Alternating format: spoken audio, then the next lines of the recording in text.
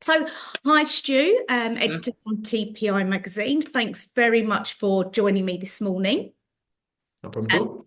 so, with ISE fast approaching the next couple of weeks, it's great just to have a conversation with you and get an idea of kind of how you're feeling leading up to the show, kind of get an insight for what TPI team are looking forward to. And then obviously, we know you have your stage sessions happening during the show as well. So, we cool to find out a little bit more about that. Absolutely. Cool. So, Stu, we're going to jump straight in and just really let's find out how many ISCs that you have been to. So this will be it's my seventh ISE, I believe. It's a funny one. So ISE for TPI, we've always been there. We've always had presence, but over the years, and especially post-COVID, it's become the trade show for us. It's the one we send our most staff to. I guess it's our biggest trade show expense in terms of hotel rooms and travel, all that kind of stuff. So yeah, it's a big one for the calendar. Oh, wow. Gosh, seven's a good number. So you've definitely seen it change and how Oh it's yes. grown and evolved over the years. Cool. So with that then, leading into your seventh show, are there any kind of top emerging trends, particularly within the live event production, that you're kind of starting to see evolve or that kind of looking to be most exciting for you to see at the show? It's funny with live events itself, it's ISE is still kind of like working on this kind of overall kind of move to also cater for this side of the industry that, traditionally some other trade shows were the kind of the center points for. But it's becoming just much more and more manufacturers year on year just seem to be seeing as ISE, especially see it's the European show for them. And that's great for us as well at TPI because it's our kind of one-stop shop to see most of the manufacturers we we spend most of the rest of the year kind of speaking to as well. And it's a good, especially at the start of the year as well. It's good to kind of clean slate. We're into 2025. What's coming in the new year? And it's what we kind of build our calendar from. What if we speak to an audio manufacturer, a lighting manufacturer, so what shows are you excited for? We're obviously there with our with our diligently with our notepads, and we're like, okay, these are going to be the shows we're covering. These are the big projects that are on the horizon. And it's been interesting to see. I think with the changes of the halls this year, I think we're going to finally see at the tail end of the trade show, so to speak. Now we've got lighting and audio next to each other. That's going to make a big difference, and it's going to probably mean a few less steps on the pedometer because we were going from the audio to the lighting to the Yeah. audio to the lighting last year. So that's going to make a big change, I think. Cool. Well, hey, that's definitely positive on the feet if there's less halls to walk through. Cool.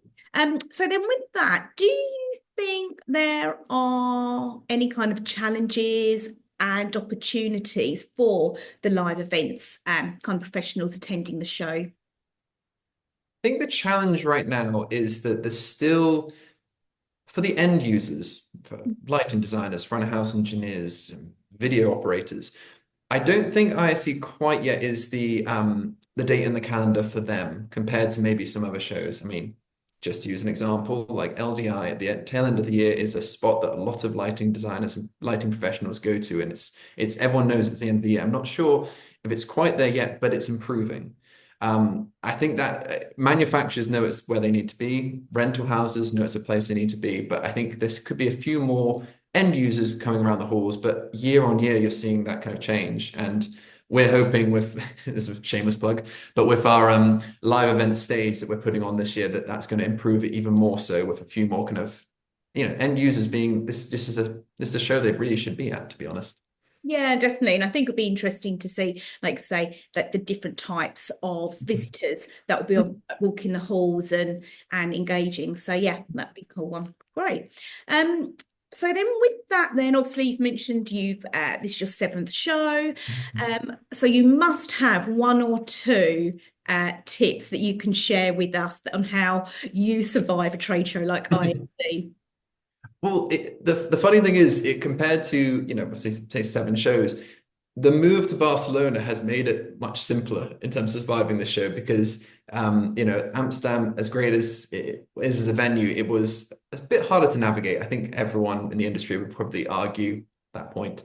Whereas now it almost feels like very similar to the American shows, where it's often just one massive long corridor.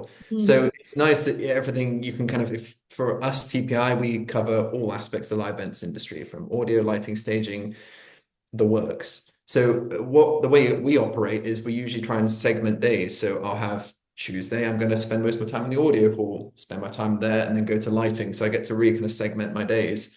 And I think that's my personal, personal like a rule for survival, I guess you could say. And then Barocca is also a useful thing to have in the bag. Definitely, I definitely agree with you on those 2 points. I think the best you can plan on how you Mhm. set your schedule and where you spend your time getting through those halls, and then definitely the Barocca and keep that water on you at all times.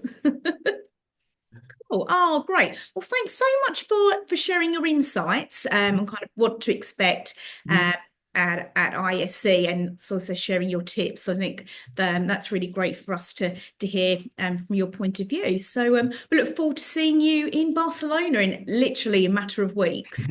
Amazing. Thank you. Yes, thanks.